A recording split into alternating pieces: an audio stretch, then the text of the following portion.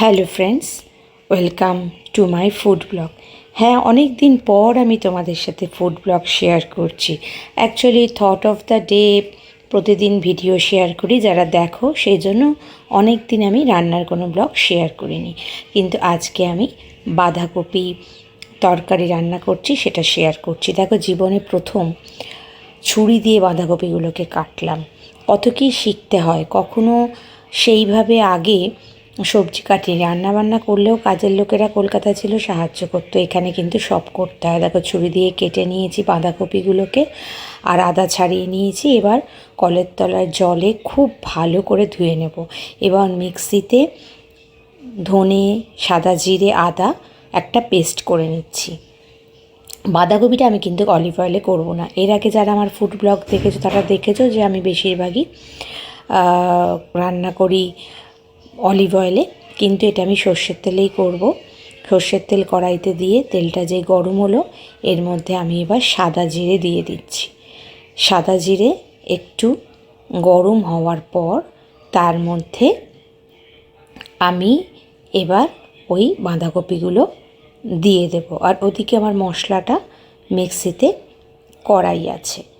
এবার এর মধ্যে বাঁধাকপিগুলো দেওয়ার পরে আমি পরিমাণ মতো নুন দেব।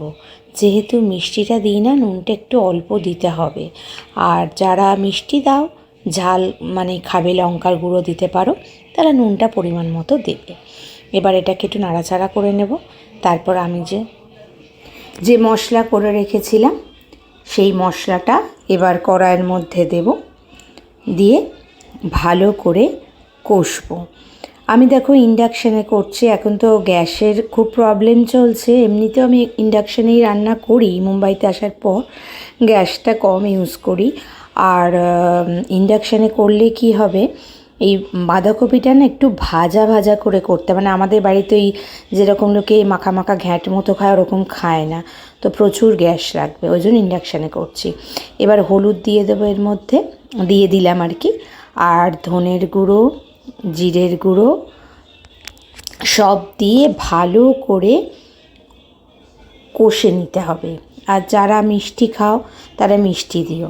আমি একটু সুগার ফ্রি দেবো, কারণ বাঁধাকপিটা না চিনি ছাড়া খুব একটা বেশি ভালো লাগে না। তো এই যে আমার মিক্সিতে যে মশলাটা করেছিলাম সেটা নিয়ে ভালো করে এটাকে মিশিয়ে নেব। ভালো করে মিশিয়ে নেওয়ার পর অল্প একটু জল দিতে হবে। অল্প একটু জল এই জন্য দিচ্ছি না, বাঁধাকপিটা অ্যাকচুয়ালি একটু শুকনো শুকনো, সেই জন্য, নাহলে সেদ্ধ হবে না।